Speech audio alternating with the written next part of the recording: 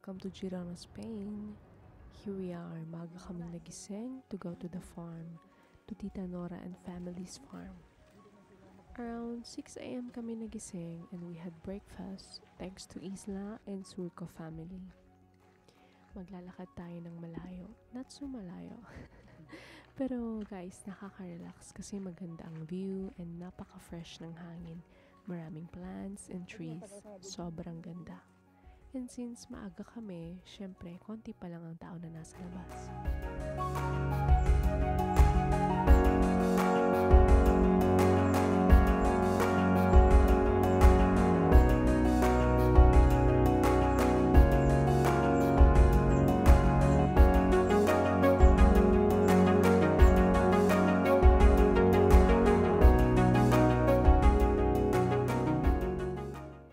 So, ito na guys, ang ganda ng litter farm nila tita and tito.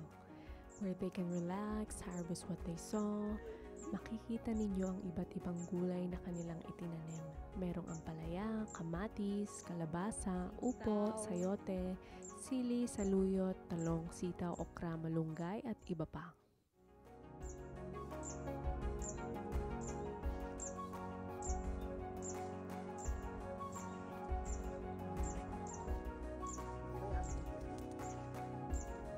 Cute!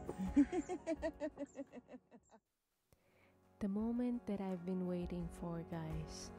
Ito ay tumulong mag-harvest. Let's say, gustong-gusto ko talaga makialam sa farm. Dati nga, kinukulit ko tito ko para makakuliklig ako. Ngayon naman, dito tayo sa Girona. Nag-harvest ng mga gulay. As you can see, hindi ako handa that day. Pero pinahiram tayo ni tita ng long sleeve para hindi tayo mangate. So first, tinuruan ako ni tita. Siyempre, ang una namin ginawa ay mag-harvest ng bulaklak ng kalabasa. Ang sarap sa pakiramdam, guys. Lalo na't hinahanap mo yung susunod na flower na iyong puputulin. Sa una, nahirapan ako mag-adjust kasi di ko pa alam kung paano. At syempre, hahawakan mo tapos iba yung texture na para kang tinutusok. Pero habang tumatagal, masasanay ka naman.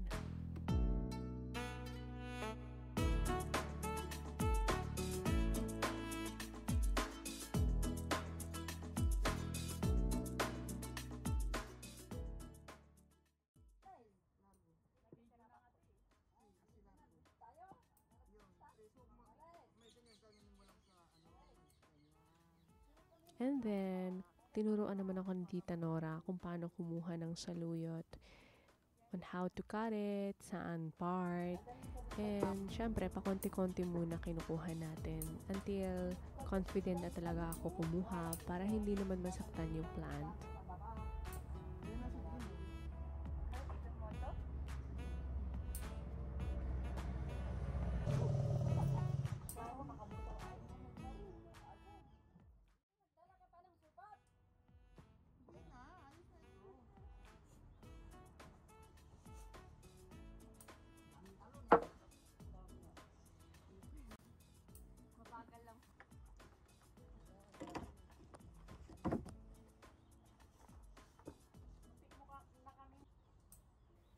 O, diba? Nung una ko, konti pa lang yung mga kinukuha nating part ng saluyot until dumarami na ang pagkuha natin.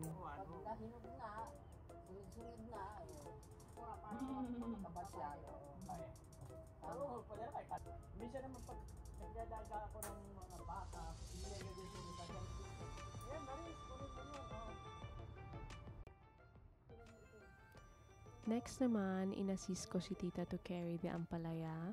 Since delicate pa ang mga ampalaya, si tita muna nag-harvest nun.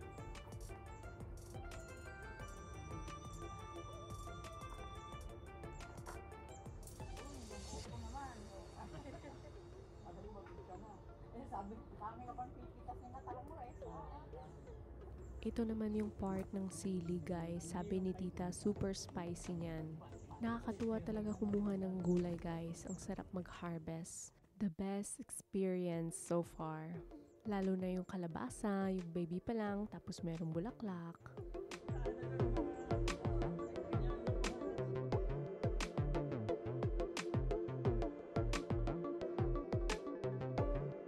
Tapos ang mga talong na napaka-cute, parang ayaw mong pitasin. Habang kumukuha ng sitaw na fresh, picture time muna.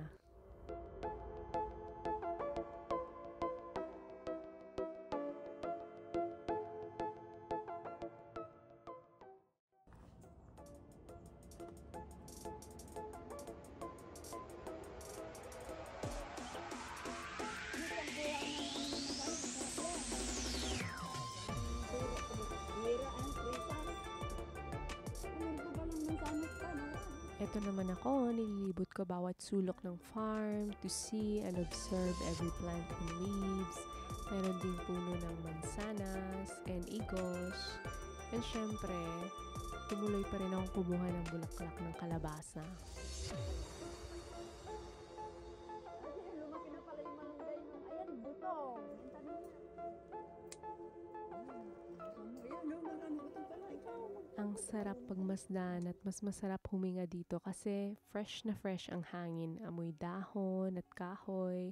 Tapos meron kang maririnig na airplane na dumadaan. Kasi malapit lang ang airport dito, guys. Tay mula. Nakatuwa niya yung ano-ano na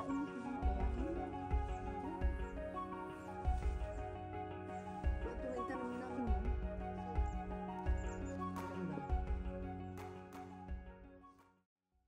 So, ayan guys, tumuloy pa kami kumuha ng gulay nila tita and mama. Tsaka naman kami nag-arrange ng bags to carry it home.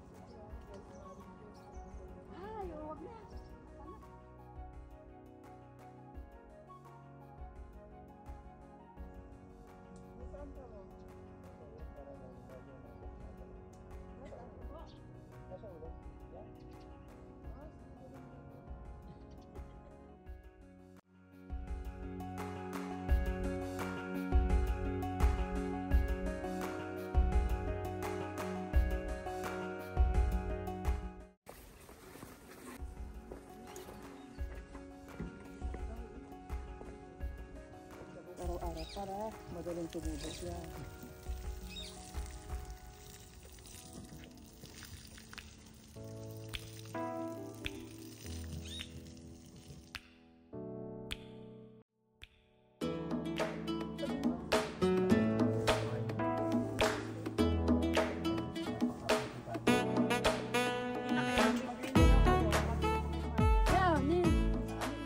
Thank you, Tita Nora. Thank you, Isla and Surco family for this wonderful experience. See you next time. God bless you po.